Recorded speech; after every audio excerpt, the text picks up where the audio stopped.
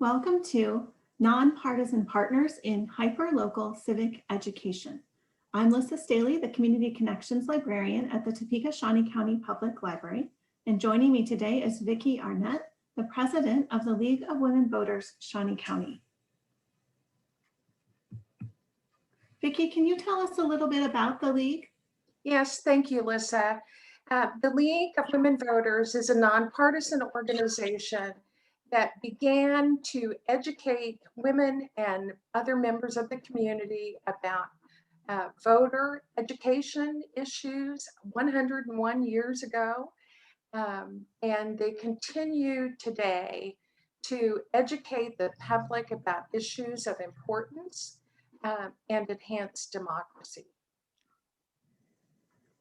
Well, that sounds pretty great. I'm going to tell us briefly about the Topeka Shawnee County Public Library. We serve about 175,000 residents in our county with one central location and many outreach services. The focus on civic education for our library is part of our broader goals and services. Our library was named the 2016 Library Journal Library of the Year, and we use that honor as a motivator and a springboard to do even more in our community. I was formerly the health information librarian for about a decade, looking at how the library can support the work of health organizations in our community to connect customers with resources and accurate information. Libraries have natural partners. As the Community Connections Librarian now, I'm focused on helping groups work better together with facilitation and coalition work, and also civic education. After spending 10 years building relationships with health partners, in this new role, I started to survey the community to learn about the work of possible civic partners. The League of Women Voters was an obvious choice because of their nonpartisan focus. Vicki, could you tell us more about what nonpartisanship means with your work with the League? Yes, thanks. I think that nonpartisanship is really the cornerstone of the League's work. It allows the League to engage with candidates from all partisan political parties in a discussion of issues of concern for the general public and for voters. The League really promotes political responsibility and civic engagement through our nonpartisanship and active participation in government.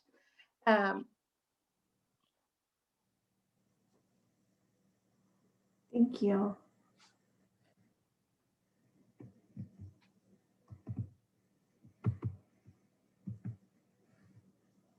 So the library and the League of Women Voters had already been working together before the pandemic.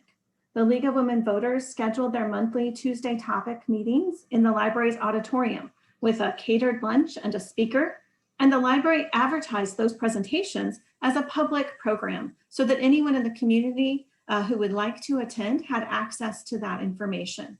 People in the library building also sometimes discovered the event by chance.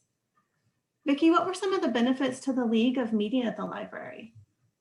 I think many of the benefits of the League meeting at the library was because the library is an open public space where individuals come for information, whether it's to check out a book, to file their taxes, wide-ranging issues.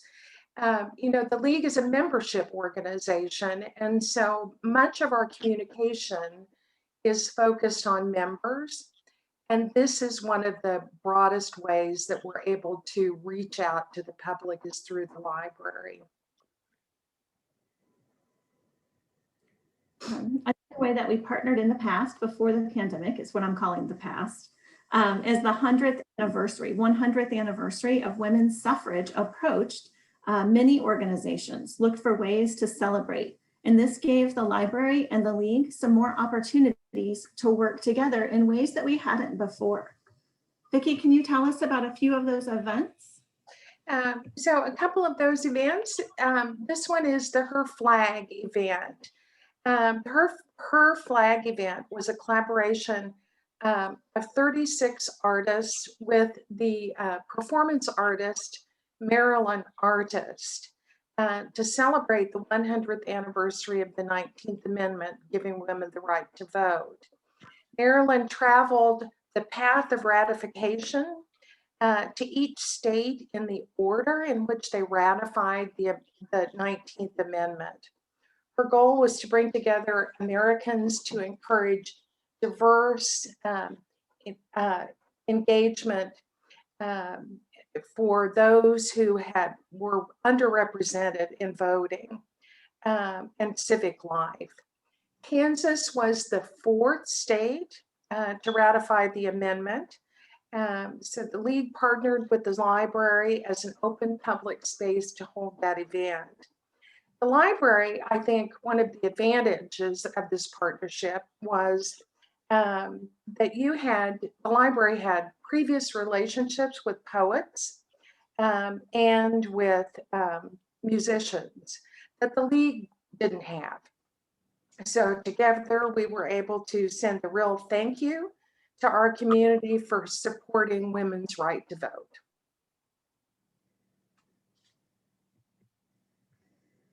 The 19th Amendment Centennial Panel, the library initiated this partnership with the League to moderate a panel of diverse women discussing the impact of the 19th Amendment on women of color and how the fight for voting rights continues today.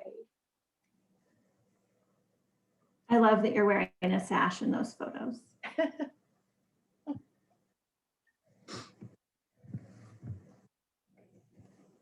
So for the last year in the pandemic, we've all had to be flexible and adapt personally, professionally, organizationally. Many of the things that the library did confidently in the past for voter registration and voter education, like signage in the library building, voter registration at the customer service desk, related book displays, they were all a bit irrelevant with the building closed to the public or with very low traffic inside the building when we did reopen. This challenged us to move from passive displays about voting to more active information distribution. We were glad to have the support of the League and to be able to support the League's efforts as we all tried to innovate new ways to do our work in the pandemic. Vicki, what are some of the ways the League pivoted to do things differently in the pandemic? Well, almost immediately, we had to take all of our work virtual and make it more visual because we weren't doing any community events. And so the library initially was very helpful to us, just in a kind of routine way, because I believe the libraries had the farmers market for a number of years, but the League developed information about how to vote safely by mail.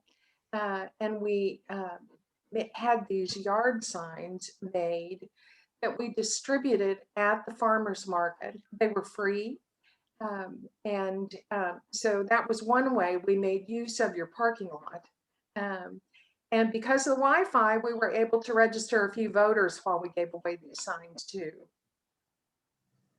Very cool. The other thing that the League did was the information about voting, the time frames regarding mail voting, additional information about how to cast your vote and the different ways to do that.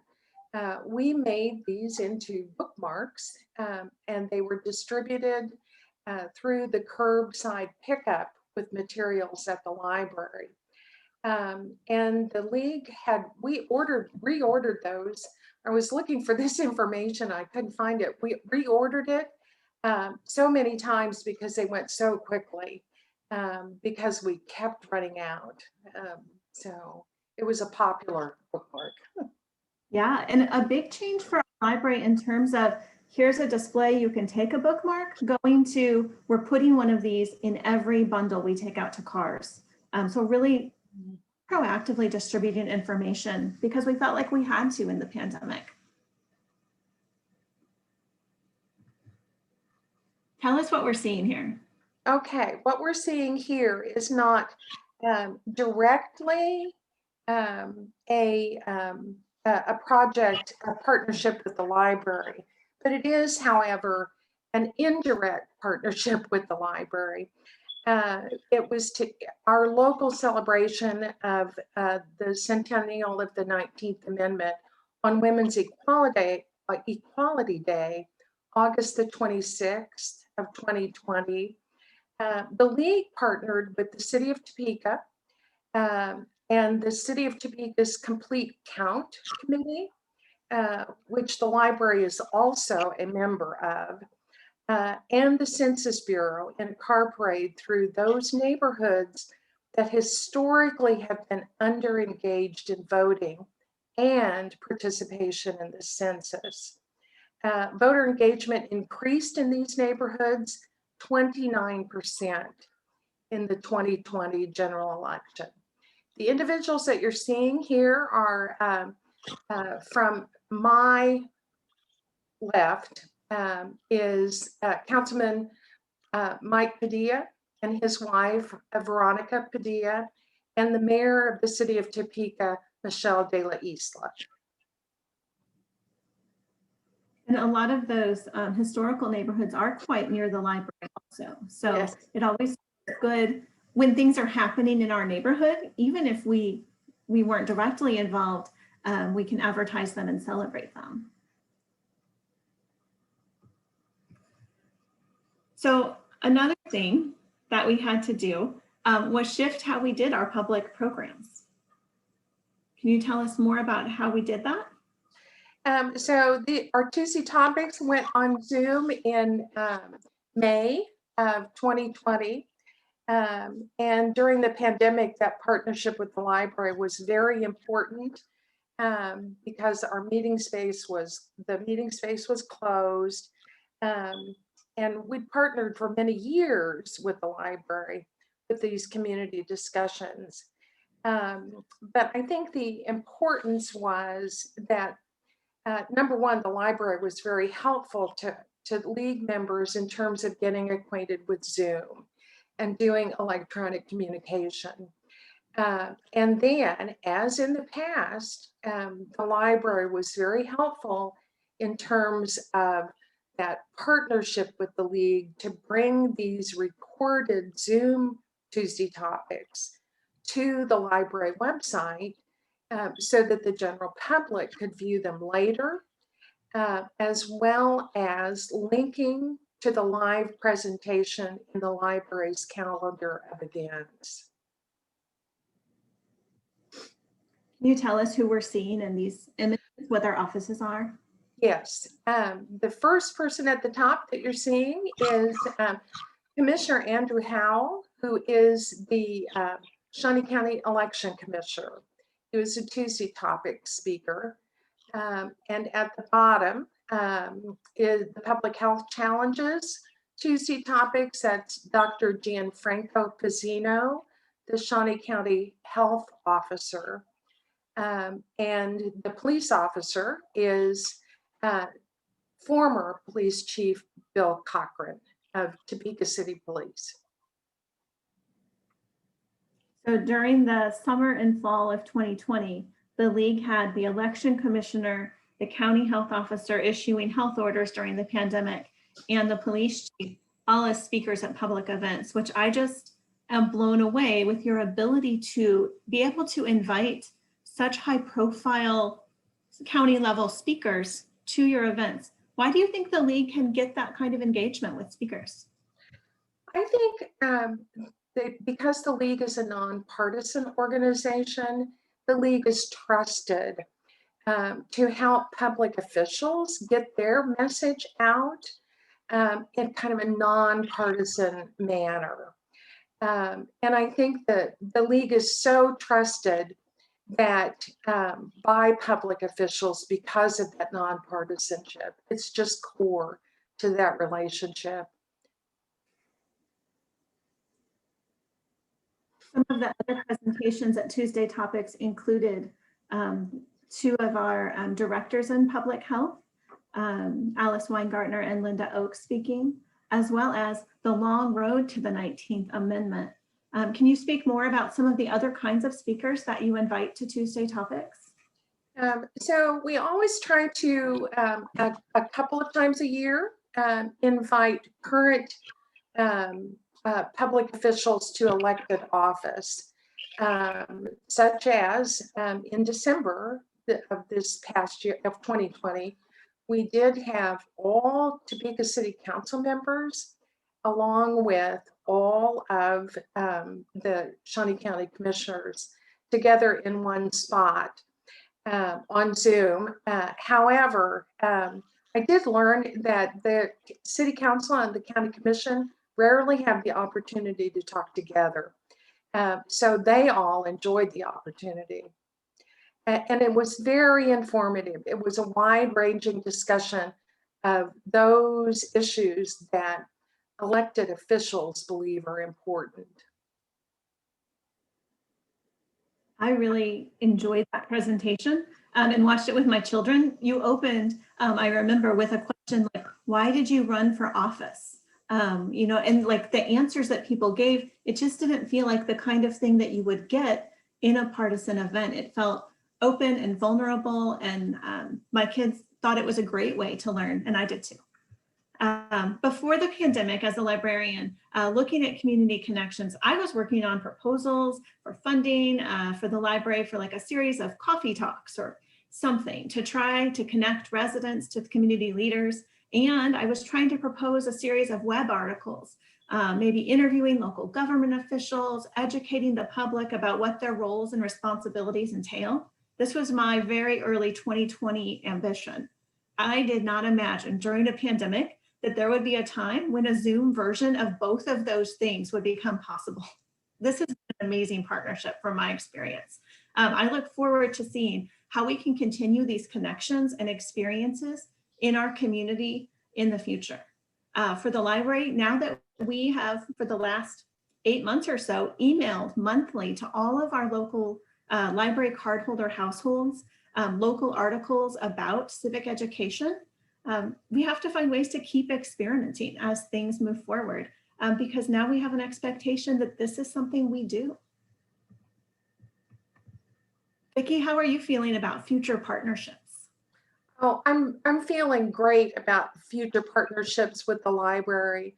You know, I think that because we live in such a polarized political environment, that current candidates and office holders to elected positions, they trust both the library and the league to be fair and open for their expression of their positions. So I feel like there's a lot of future related to engaging with candidates in the future.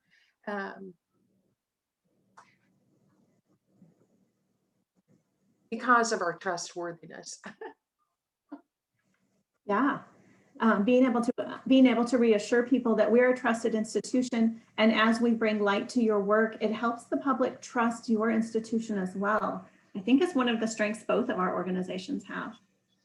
Well, I might add that I do feel like candidates are they're concerned about being attacked when they go into any kind of a partisan forum discussion. And I think that is much less if it's an event that is sponsored between the league and the library.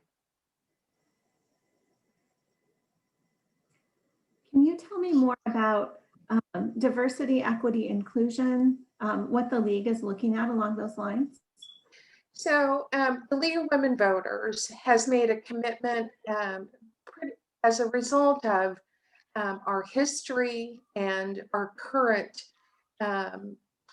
interest in issues related to diversity, equity, and inclusion. I think it's an area that the League of Women Voters has struggled with, and that we attempt to continue to have those discussions with communities of color in Shawnee County. We've done that tried to do that in a variety of ways.